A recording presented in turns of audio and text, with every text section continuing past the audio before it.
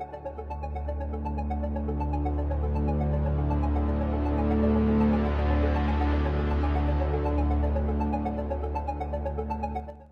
hello, and welcome to another episode with the Bible Explained. Back again with my co-host, Isaiah. What's going on? Oh man, I enjoy having our discussions before we actually press that record button. I wish they could hear everything, but everything is good with me. How about you? Doing well. I'm ready to get back into it. Love these discussions. Oh yeah, same here.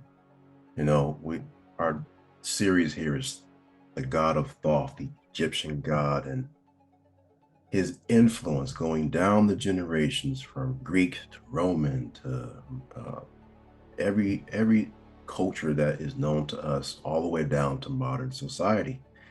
And so tomorrow upon us, tomorrow is Thanksgiving. It is among us. Question that I have for you and the people out there listening: why is it always on Thors'Day? Excuse me, Thursday.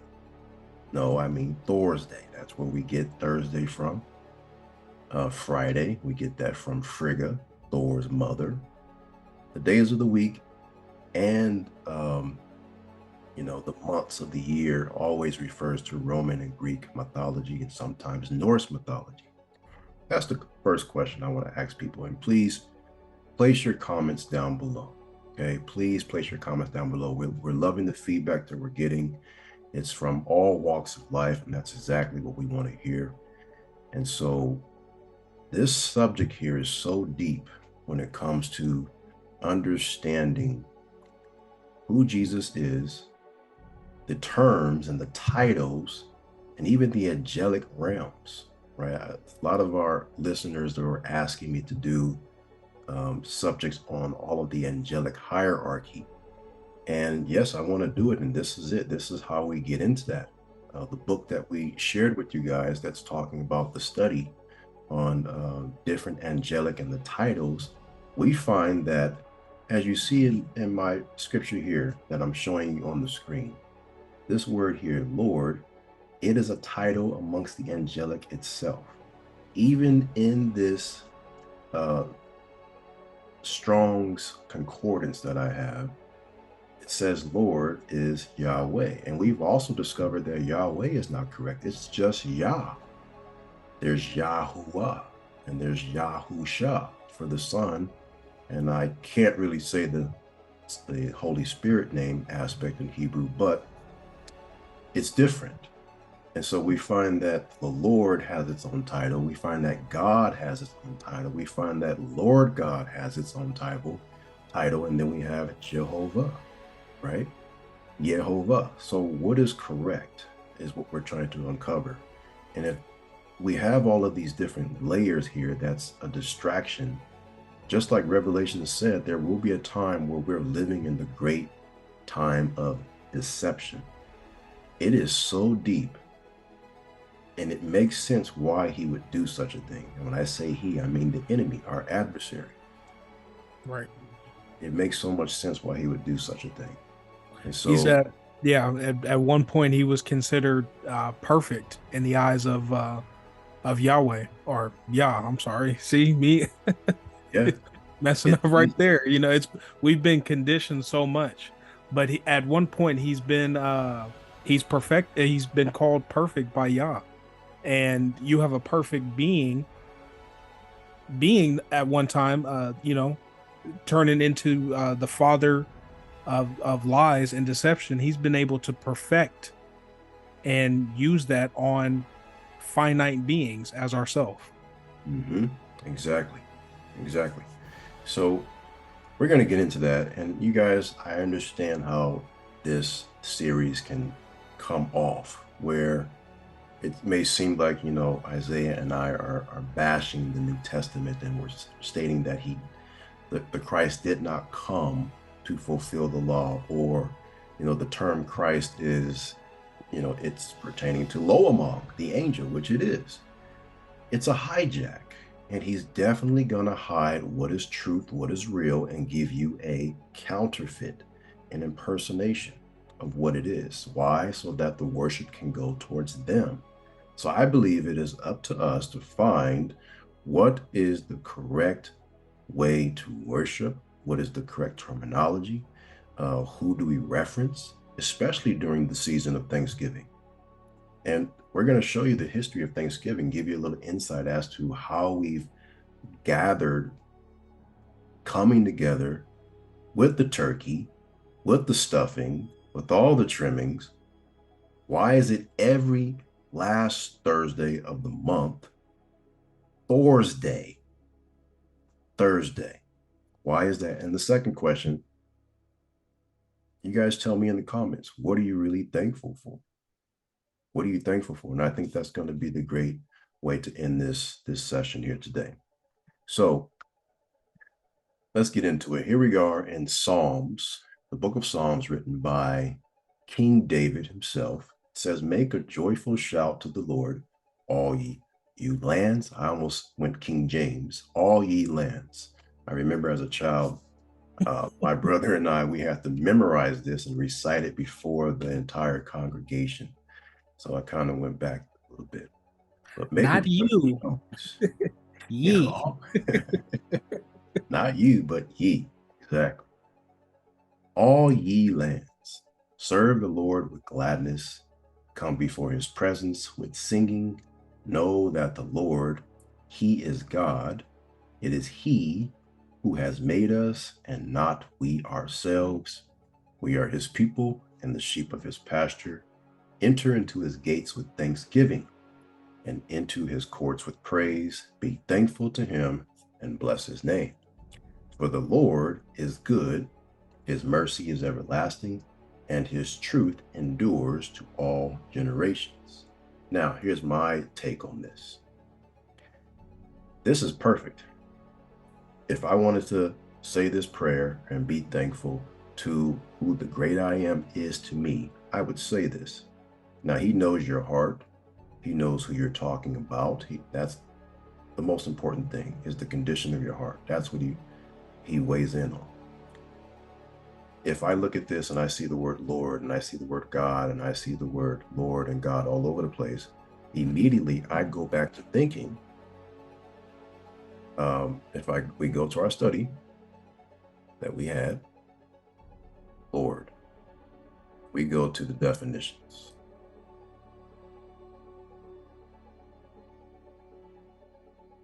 Right? We go to the definitions, Lord, and it's telling us a God of earth or part of the earth, next lower in rank than the God of heaven. So we know that he is the God of gods and the Lord of lords and the King of kings. So he's acknowledging that there are other entities personifying or trying to be him. So how would I know in this book here, in the book of Psalms, how would I know that these are angels or if it's the Lord? So what I believe is we have a translation before us that has been given to us since the 1500s, right? When the Middle Ages and the Renaissance period had come about. And like we read in that book, America, which was the center of the world, was rediscovered in the 15th century, which is right about the 1500s. And then we get the book by King James in 1611. I believe that there was a book before that that we don't have. And in that book, it is these precise words, but it's not saying Lord. It's not saying God. It's saying something else. And they put these words in there so that we can give worship to the angelic. That's what I firmly believe. That's what we're trying to uncover, find this material, and present it. We're going to get it to you. Now, look at this, Lord God, an angel that fulfills both offices. Which two offices are they talking about? The office of Lord and the office of God. Because if we go up and look at the office of God, what does that mean? God or Ion or Josh, it is an angel in the rank next above Lord and next below Orion Chief. One who is sufficient. So Here we go with those words again. Sufficiently wise and powerful to take charge of a planet and its atmospherian heavens. His assistant on the throne is called a vice god. So these angelics have their own throne. There's layers to the spirit realm that they have under them. And I believe we also read in this where angels have millions upon millions and thousands upon thousands of angels working for them, their own generals and their own armies. Think of General Zod from DC Man of Steel. He had his own unique force to do just the bidding of General Zod. Think of it that way. And what are they called?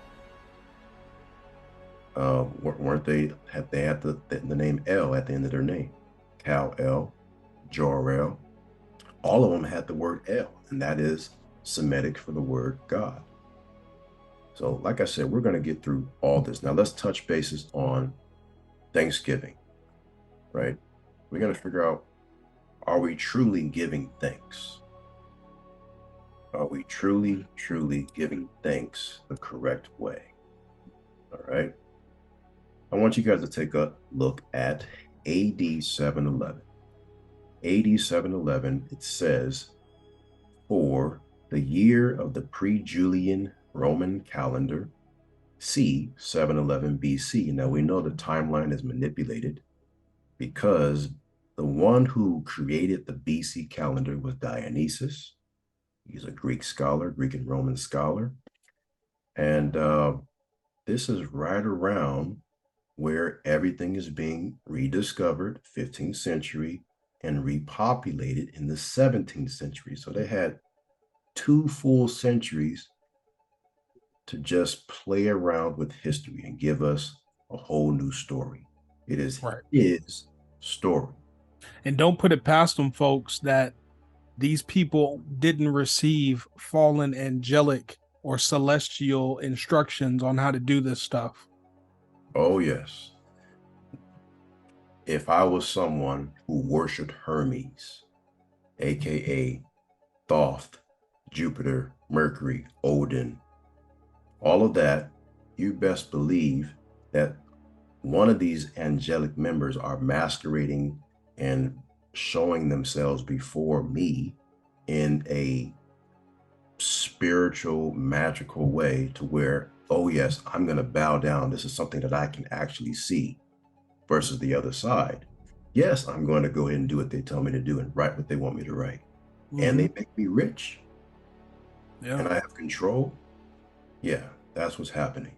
That's their way of stealing from the creator, making a covenant with people, because they do have power. They're strong.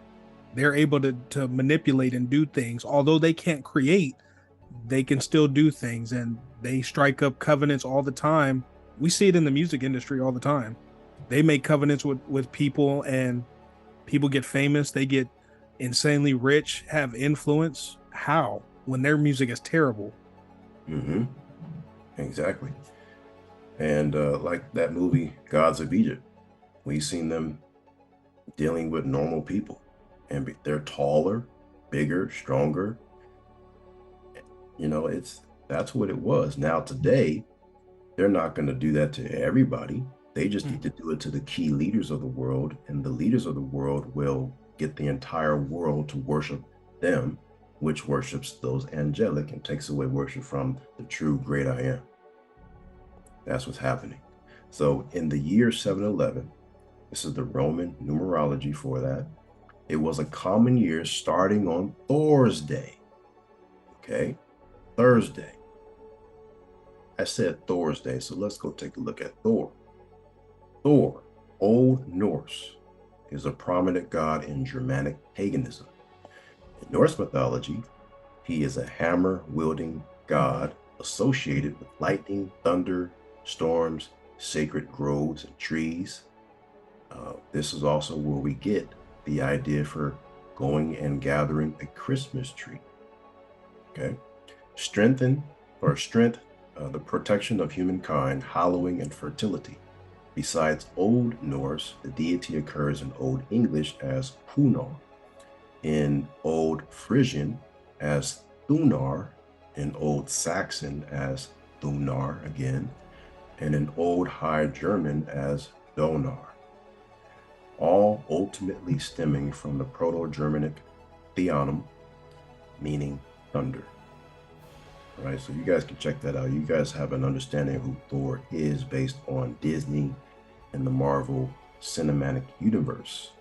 Isaiah, what do you think about what Disney has done with Thor and how they depicted him?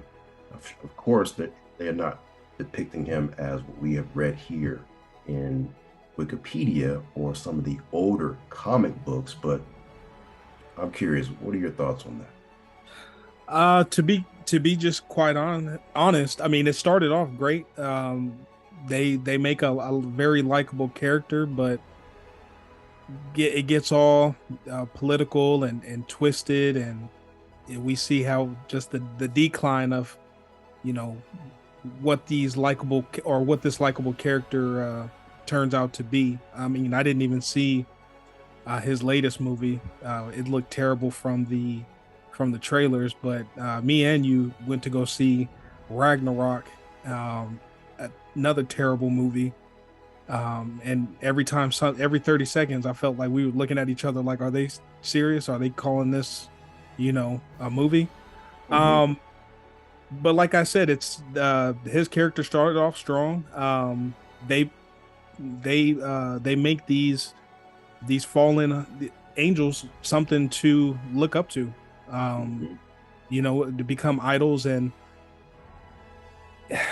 sad to say, if they were to manifest themselves today, I don't think people would really bat an eye, because they were seeing what they're putting into the movies. They put everything into the movies to uh, dull our senses, to not make it seem crazy. So when it actually does happen, it's like, oh, okay, it's more tolerable. Right, exactly. Yeah, so I agree. The first one was good.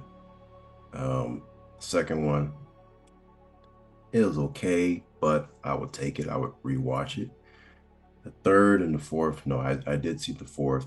Christian Bale was in it, and it was all about him avenging his love for his daughter and all of his people who died from giving their last and sacrificing themselves to the gods. And in turn, the gods had nothing for them. There was no promise. There was no prophecy to be fulfilled. So he was made it a point to go and kill all the gods.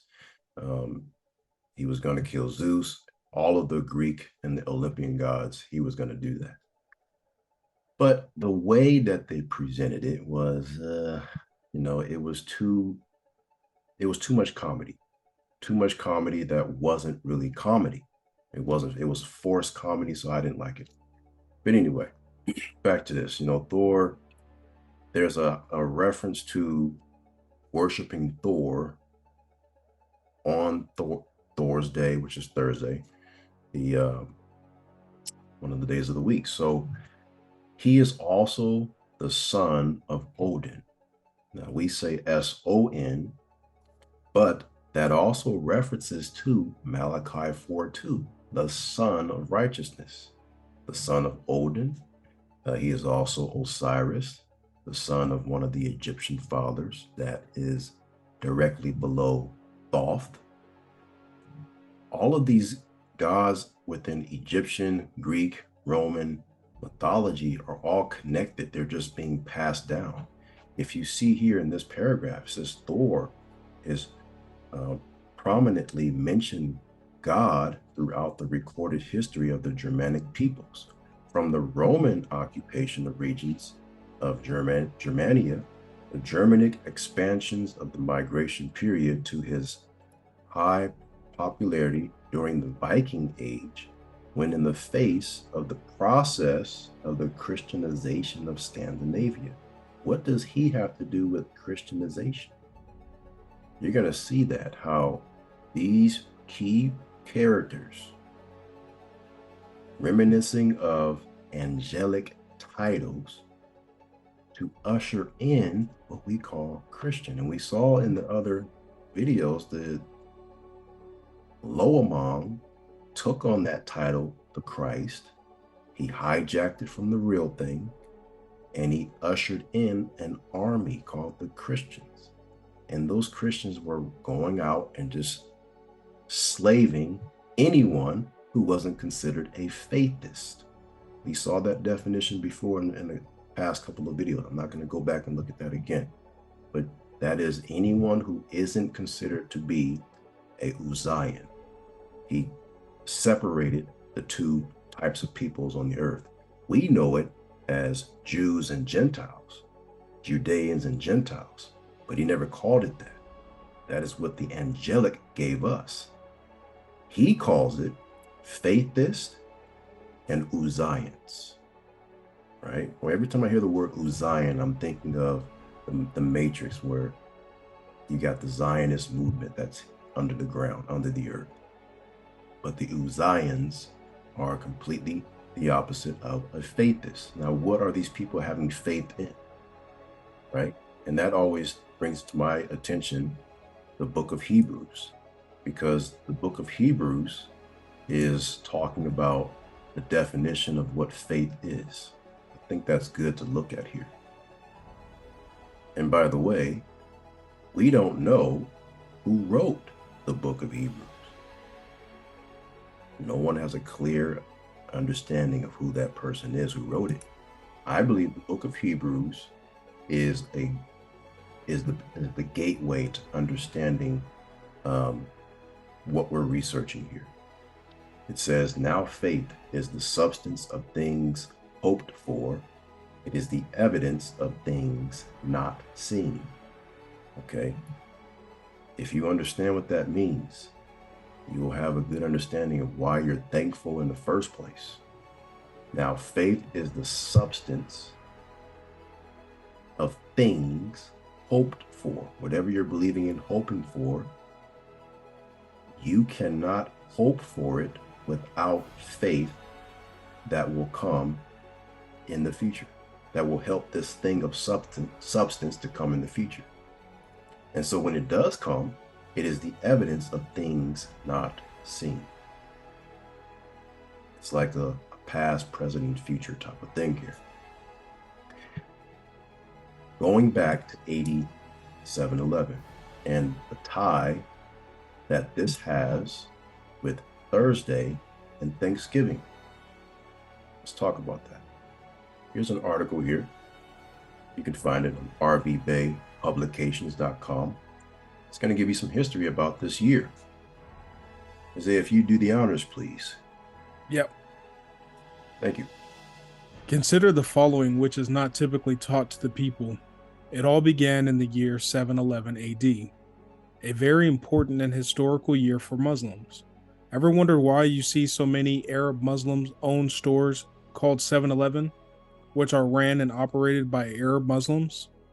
Now you know why. In the year 711 AD, the great Moorish warrior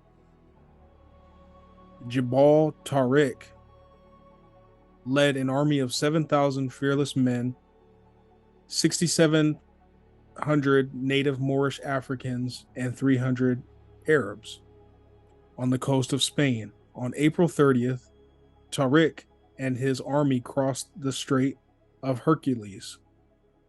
He seized a great cliff and a portion of land around it, deeming it strategically important and beneficial.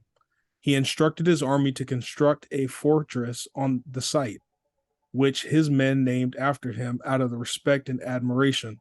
They named this area the Rock of Jabal, and it was later corrupted to the Rock of Gibraltar. After the arrival of the Moors, he would never be the same again in Europe, or life would never be the same again in Europe. The Moors were commissioned by Governor Julian of Ceuta, Sebta in Arabic, who sought revenge against the immoral and brutal King Roderick of Spain for sexually taking advantage of his daughter, who was under the care of the guardianship of King Roderick while training at his court.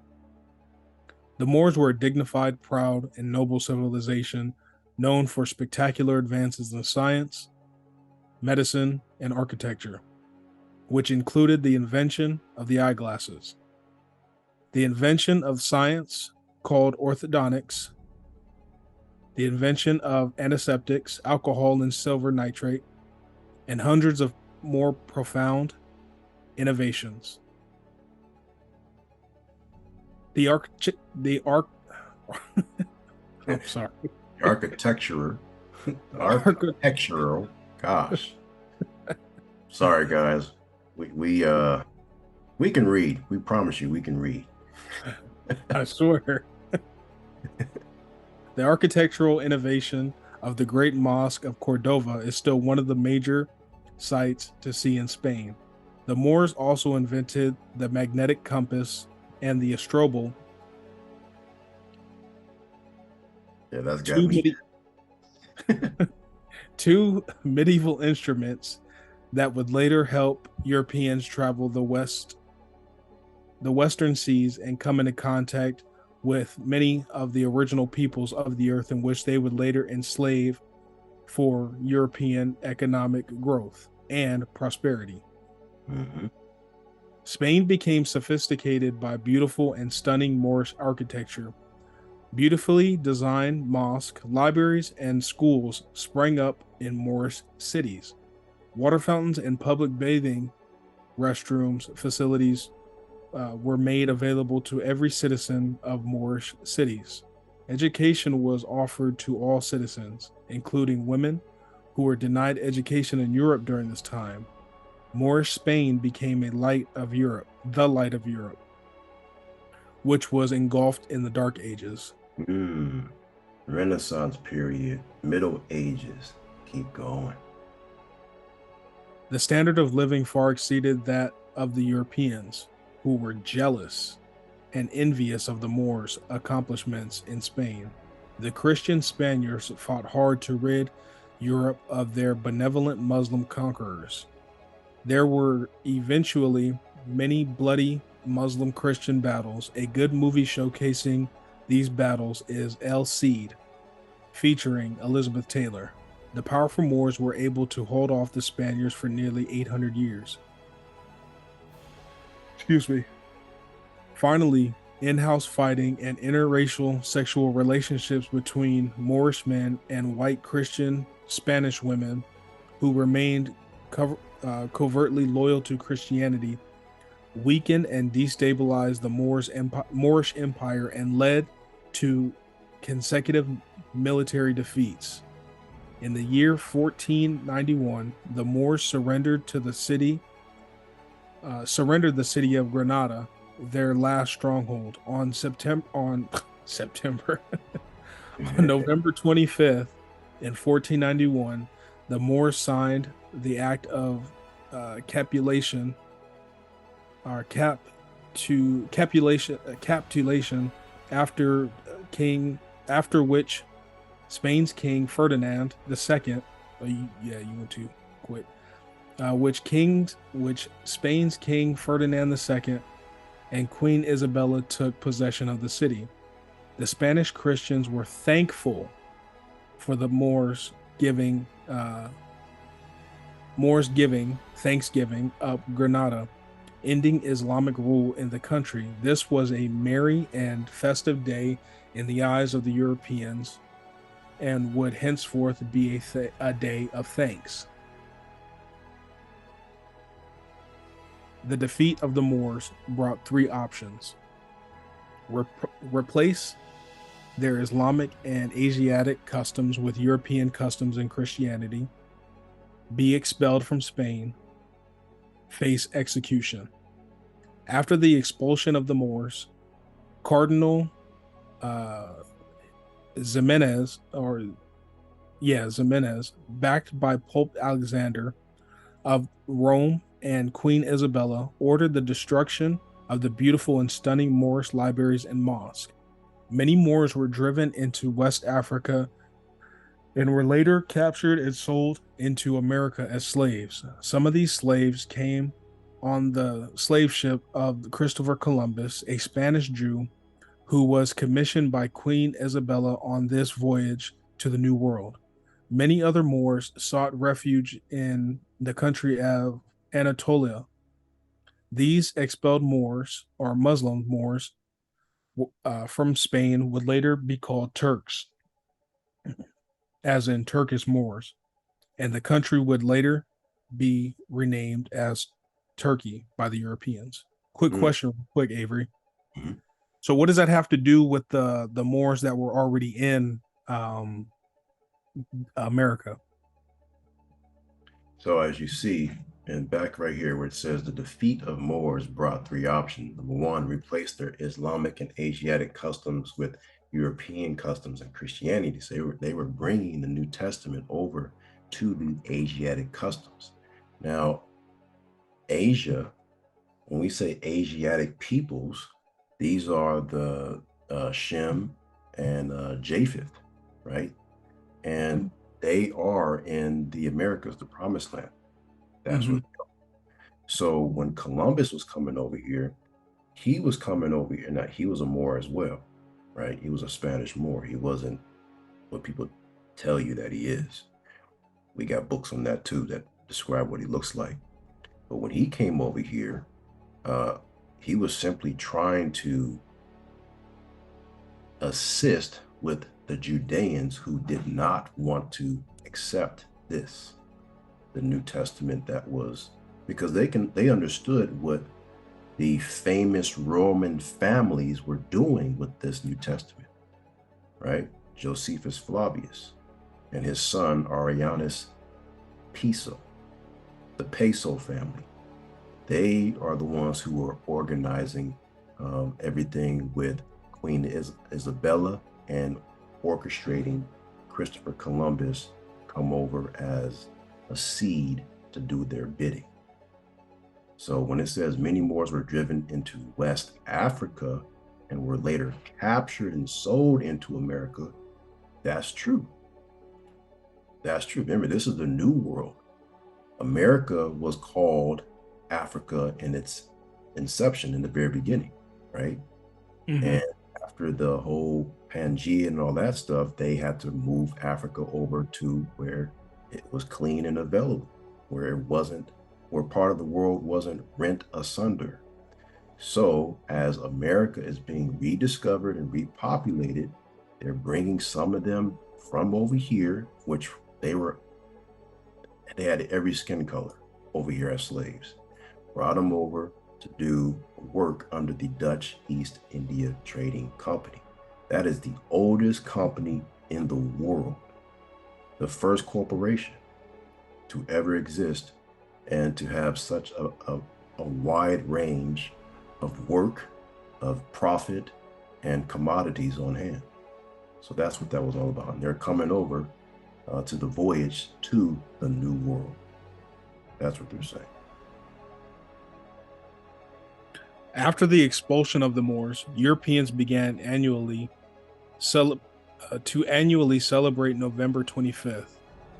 There would be great feasts all over Spain and Europe. Turkey bird was not the main meat dish served, but a fat roasted pig with an apple in its mouth, representing or symbolizing rebirth or a new beginning. And that also brings to mind that uh, the derogatory term that people would later call Moors would be Boers, right? Right. They would call them boars, um, sinking them down to, that of a pig. And that was back then, that was the worst term you can ever call a Moor. Moors had strong titles of nobility from birth. And if you were to call them a Boer, you're saying that they come from the rancid womb of their mothers, basically. That's Right. how bad it is. And And when I yeah, see this here talking about, serving a roasted pig, this was something that the Romans and the Greeks were doing only because the Old Testament said don't eat pig. I was just about to say that. It's unclean. And they're trying to bring you new customs, right, to the new world. And we read in the Maccabees book that they were trying to get Eleazar and all the other Judeans to take of this pig, but they wouldn't do it. Best, one of the things that most people don't know about pigs. God didn't create pigs. The great I am didn't create a pig that we slaughter every day and serve for breakfast and lunch and dinner. He didn't create that. He created the wild boar, the hairy pig, the gray skin with tusk, right? The Judeans knew that there was a lot of mixing of seed taking place. And this is heavy, but pigs have human DNA in it. They created the pig to devour all kinds of waste. They were running out of land for graveyards. So the pig, their stomach is strong enough to digest basically anything that they eat. Yep. They don't really sweat that much. Everything is in internal heat. So for the Judeans to eat of a pig, they feel like they're partaking in cannibalism. Right. And it also comes to mind them being filthy and disgusting, not only on a physical level, but a spiritual level as well. When the Messiah sent those demonic legion into the swine. Mm-hmm. Yep.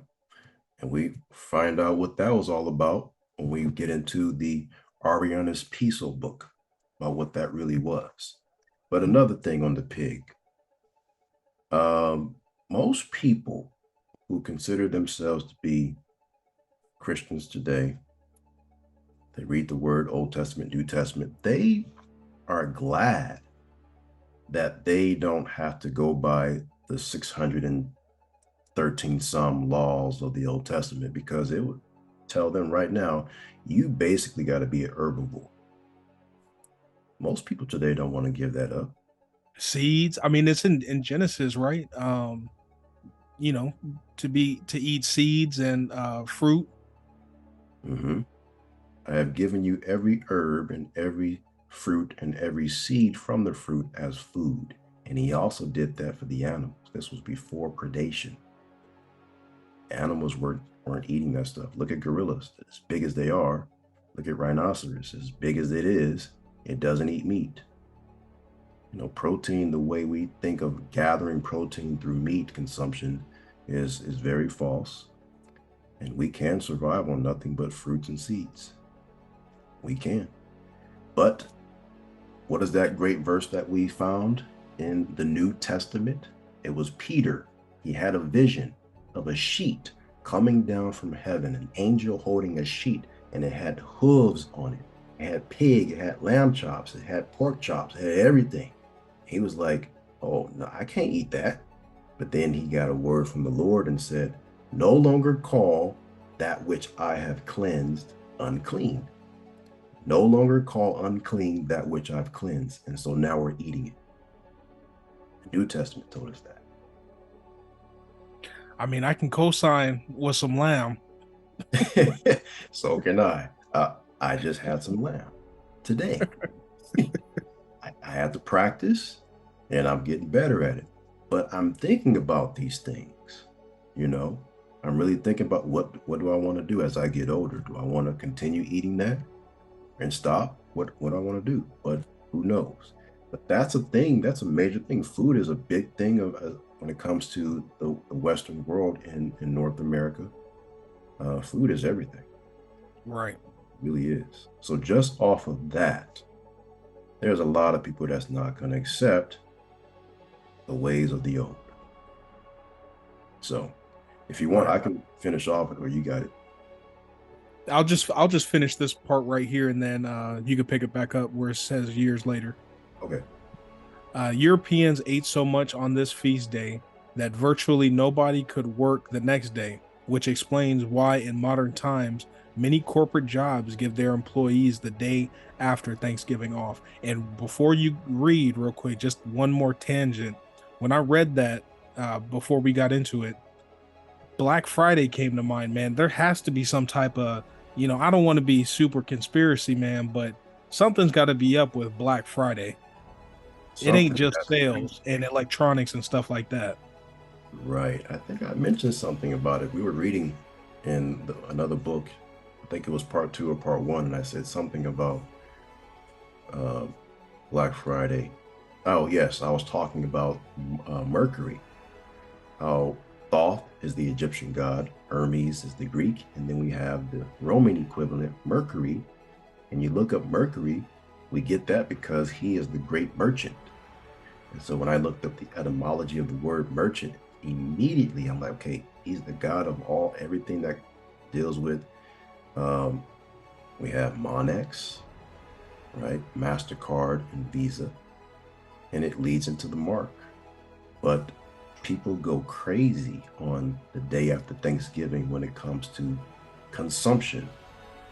Black Yeah. Friday, Black Yeah. Friday. And Now you just the day before you ate everything in sight. Now the next day you spending everything you got. right, right. And the Moors were of dark skin. If we Yep. go inside of the Book of Solomon, it tells us, it talks about being ruddy or ready. And that's someone that's like me, got a red undertone. And then you have those that are swarthy, dark skin. It's a mockery of this day of what happened. We're going to get into this next paragraph to see what happened to these Moors, to call it Black Friday. So, those that know what this is all about, it is them giving thanks to the power that they have today because the Moors gave up the land. They lost it. They lost it. So, I'm going to read the next paragraph. It says, years later, Europeans began to take revenge on the Moors. Now, called Turks because of the sexual relations the Moors held with the white Christian Spaniard women. So Mm-hmm, Moors mm-hmm. were swarthy and tawny. They were ruthless too. They were heathens. And like I said, we have the Dutch East India Trading Company trading slaves back and forth from continent to continent. They have different skin tone. There were a lot of people who look like what we call Caucasian today, a lot of red hairs, a lot of blonde hair, blue eyes that were in this company and they were being traded as slaves. Do not think for a second that it was all swarthy and tawny people being the only types traded. No, it was everybody. So these Moors would purchase the Caucasian, fair skinned Christian Spaniard women. And these women were converted into Christianity by who? That first army that was under Loamong, he orchestrated it. Who are they? The Knights Templar. If they came to you with a sword and you pretty much like ISIS, right? Do you worship Allah or no? No, I don't. Decapitation. That's what was happening. You either go with the program or you die. So the black men, Moors, were mockingly called turkeys, and were called this by European men because of their alleged wild and uncivilized nature. European Christians would now go on a turkey shoot or turkey hunt. The hunting of the stern, oh, here we go, Kaharajite, Karjite, or I think the K is silenced, Karajite Moor from Turkey, Anatolia, became an act highly regarded by Europeans at the time. In the process of the turkey shoot, Europeans would engage in the wholesale slaughter of the black-skinned Turkish Moors. Innocent Moors would be hunted down, cold-blooded by European Christians. Remember when we talked about that definition of the Algonquian Indian tribes in North America and how they were eradicated by the Christians? Yep. I remember that. And we know that a lot of Indian territory was taken over. We look under Title 25 of the United States Code Book, and it's all completely ruled by Washington, D.C., by the Act of Cession. They took it over. But today, you don't really hear about anything dealing with Indians.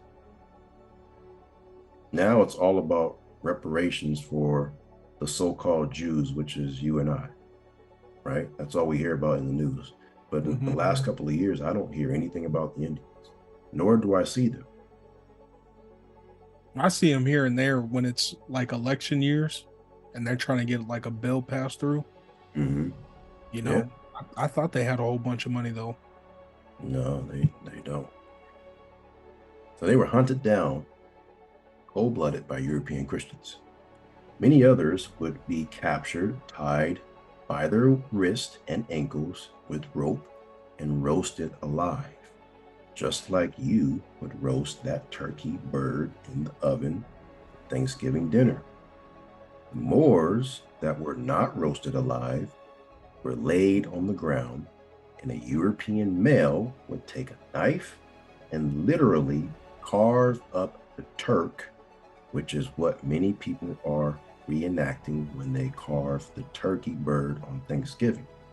There's no coincidence why we have selected the turkey bird. We could have selected anything else but the turkey bird to represent the Turks, the Moors. This was the tradition. Remember, I brought up the law of first mention. What it first began as, it will always be, no matter how many times you try to turn something over.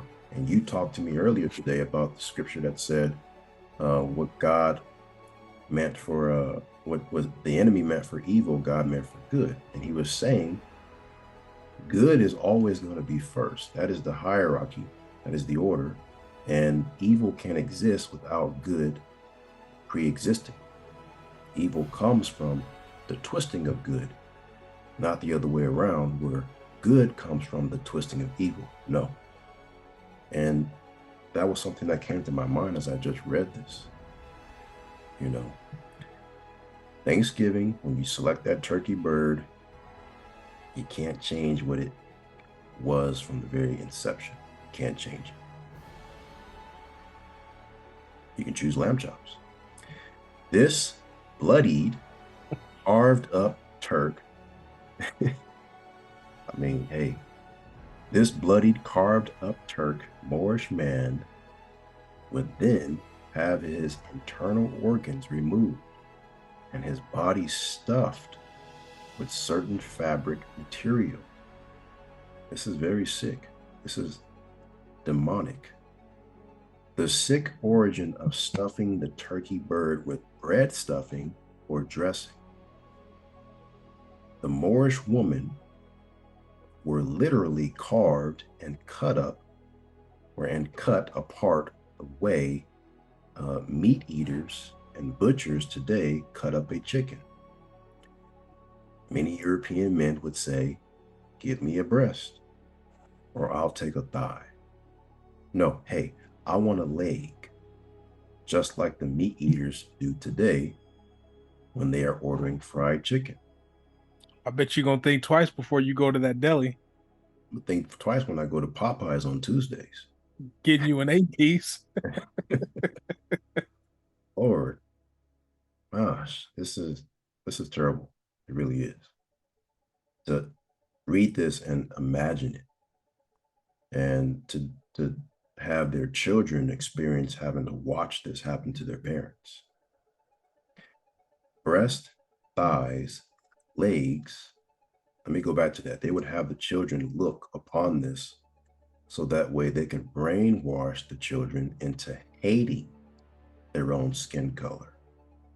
Years of that conditioning to where that's where you get the house individual who had a little bit higher rank over those that were working in the field. That house Negro. The house Negro, Django, who Yep. that on that nag. Remember Samuel L. Jackson? Mm-hmm. Yeah. Yeah. I mean, we.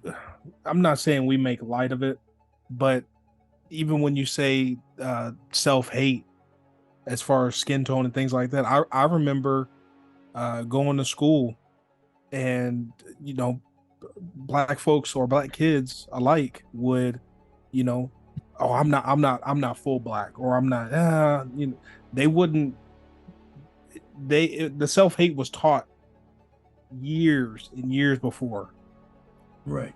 Yep. like it was ingrained in us. Mhm.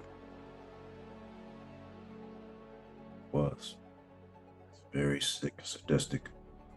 It is a spirit. It is a spirit that, I like to talk about that as well one day with you when we go into the Old Testament where it talks about these things that are spiritual.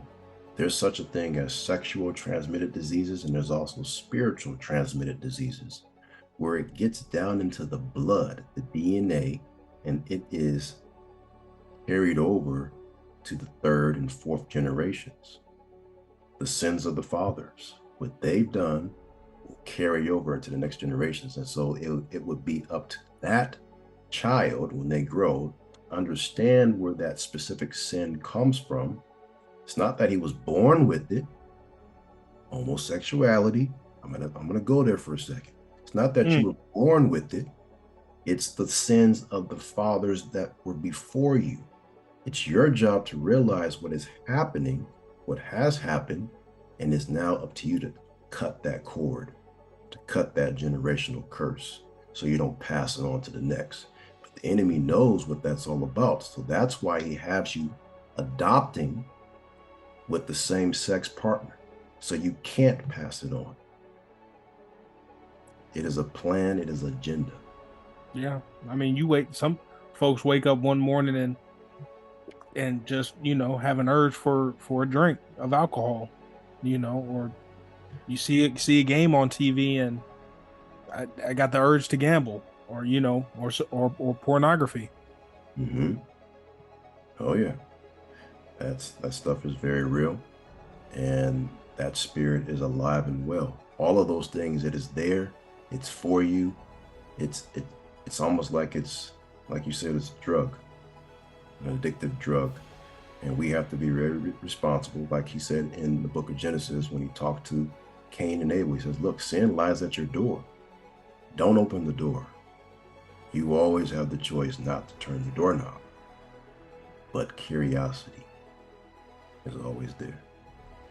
So, thickness of their thighs, right? This is the women.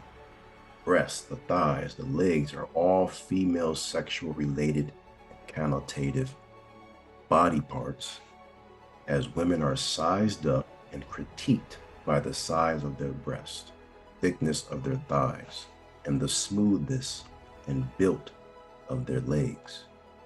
Feminist meat eaters should think about the sexual politics of meat next time they brutally bite into a piece of chicken, turkey, or what have you, or any animal commonly eaten today for that matter, as all eaten meats are female. That's something to think about. All eaten meats are female. After this, Yeah, I didn't think about that.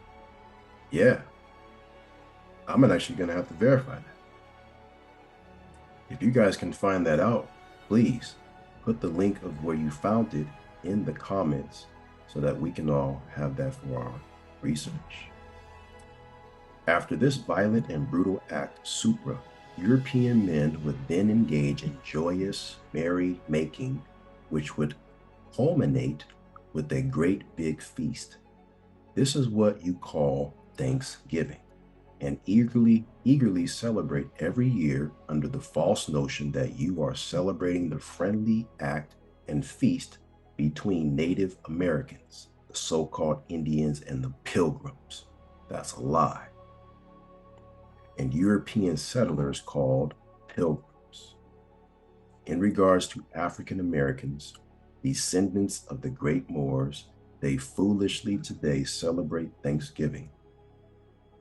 We say African Americans, that's people that look like you and I here in North America and all over the world. We're not African American. This is a disenfranchising term. You were Moors, you were Saracens, Ra. I'm going to break that down how they've hidden the true names of the tribes of the 10 Identity tribes. crisis. Identity crisis. DC comic pun right there. Identity crisis. Exactly. They've hidden it. We're looking for the tribe of Dan, the tribe of Gad, the tribe of, all the 12 tribes, but that's not the true names. No. Everything is hidden and you have to find it. Got to find it. Now, he's given everything. He hasn't given us, you know, things on our plate that we can't bear. So we can find it. It's just who's not lazy enough to ignore it? Who's going to go along with the rhetoric, right? Christmas is right there too. Whole a plethora of things, everything about Christmas. Oh my gosh. And it's just such a happy moment. It's just so merry. It really is. It hurt. It hurt to like, man, Christmas too, Yeah. Easter, oh, Easter too. Ishtar. All of these things, and the enemy makes it a holiday for everyone to worship. Even if you don't practice it, you still worshiping it because your job says you can't come in. So you Right. still take homage to it. Like it's some kind of Sabbath. Right. And we read the four beasts. What was it? Brahma, Buddha, Christian, and Mohammedan. Mohammedan is the Islamic nations. Christian is the entire world, including the Catholic Church. Brahma and Buddha over in Thailand and all of that, the Asiatic world. So the India. entire face of the earth is worshiping the four beasts, and they don't even know it. It is the acceptance of forcing a religion upon you. The father of lies, y'all. The father of lies. We got to get down to it and really see what's happened. Right? So let's finish this. Yes, they celebrate Thanksgiving and feast the same way the Europeans did after they conquered the Moors on November 25th, 1491. And in this, they celebrate the loss of their own land, the rape of their own women, the murder of their own children, the humiliation of their own forefathers, the fall of their empire, the enslavement of their own people. They celebrate this dark and shameful day of their own people and call it Thanksgiving. I give you an example of this to parallel the 4th of July. We're celebrating and lighting fireworks thinking that America got its independence July 4th, 1776. No, it was let me go back up, those that were under the Dutch East India Trading Company, right? The white, Christian, Spaniard women and men. They were under the Dutch East India and Dutch West India Trading Company over in Albion, which is England. Before it was called England, it was Albion. King Albion was there, the giant. He was taken over, and then through the rustle and bustle of the next one to take over the throne, you have these individuals fleeing the brutish Moors who were there, King George and all of them. The brutish Moors who were taking advantage of them and treating them terrible, they flee to the coldest parts of North America. That's why those lands were available. That's why the 13 colonies started there. Yeah, there's go ahead, my bad. Go ahead. No, I was gonna say when you bring up the white Christian Spaniard women, there's a book that basically tells that the Moors or the Berbers were using white women as currency, and the more you had in your harem, in their harem, the more I don't know if it was like famous or it might have been like a flex to where Right. it's like, oh well, look what I got, look how exotic she looked. Right. Yeah, go and see the movie The Woman King. They showed it there. Brand new movie with Viola Davis. The Woman King was about that. Dutch East India Trading Company selling slaves. Now, of course, in the movie, they're going to show that they're all Moors. But it wasn't just Moors in those cages. It was everybody. Parthian. It didn't matter where you were, who you're from. It was all about status in those days. And you're right. The more women that you had in your harem, the more value you had for trading commodities for oil, spices, and land. You were rich if you had a harem. So this is what they celebrated.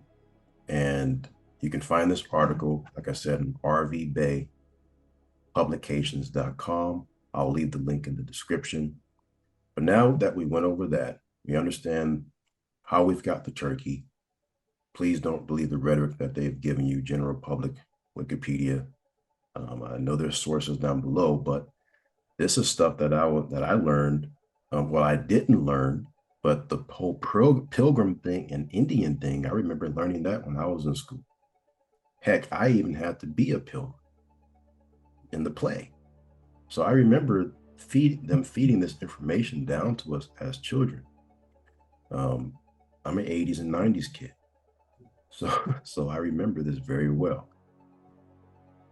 Yeah, What I do mean, you it goes back to your question at the beginning of this video, Avery. What are you thankful for? what are you What are you thankful giving for? thanks for? What are you thankful for? I think the best way for me to say what I'm thankful for is to go into who the Father, should I say that? See, who the great I am is, who he is to me. And I think we have a great depiction of that when you look at the Hebrew names of God in Judaism. Now, these names were what he was to them in that moment, how he showed up in their lives. If someone, if you received healing from a sickness where only he could do it, of course he's the great healer to you. And you can call him that every time. So in my perspective, when I gather and I say, what am I thankful? I'm thankful for that he is the great I am. I'm thankful that he is the God of Abraham, Isaac, and Jacob. I'm grateful that he is the hero, that he is the strong one, he is the truth. Thank you, God, because you are the endless and infinite, right? Thank you for being above all of the other false gods, including the triune council, the Father, the Son, and the Holy Ghost, mimicking and mirroring what you truly are. I'm thankful that you are the Holy One. I'm thankful that you are the Holy One of Israel, a people, not a landmass, a people. Thankful that you are the King of Kings, Lord of Lords, God of gods. Thank you that you have prepared a place for me. I thank you that you are the shield of Abraham. And because I am a seed and child of Abraham, therefore I'm under that shield, as Psalms 91 says, thy shield and buckler. I'm thankful that you are the Lord which will provide. You are the Lord that heals. All of these is what I'm thankful for. And not just thankful on one day, thankful every day, thankful from the moment that I wake up, thankful in everything that I do. Everything that I do is an example of the type of worship that we are to give him. Everything that you do. So everything that you do is a form or expression of your thanks. Now we gather corporately tomorrow, mainly out of ignorance, but being thankful is something that we do every single day. So with that being said, we're going to stop it right here. We are going to get deeper and deeper and deeper into this thing about who he is, the great I am. And we're going to find what they're hiding. That is the most important thing. Let's find what they're hiding, what the enemy is trying to hide and deceive us with. We know what he's deceiving us with. But we're going to get to what he's actually removed and put the pieces together. So, Isaiah, thank you again for coming in. Yeah, most definitely. Your feedback is always highly appreciated. I know the people loves to hear it. So We're going to be in the next one, trying to get this thing out to you guys as much as possible. So, peace to you all. We love you. See you next time.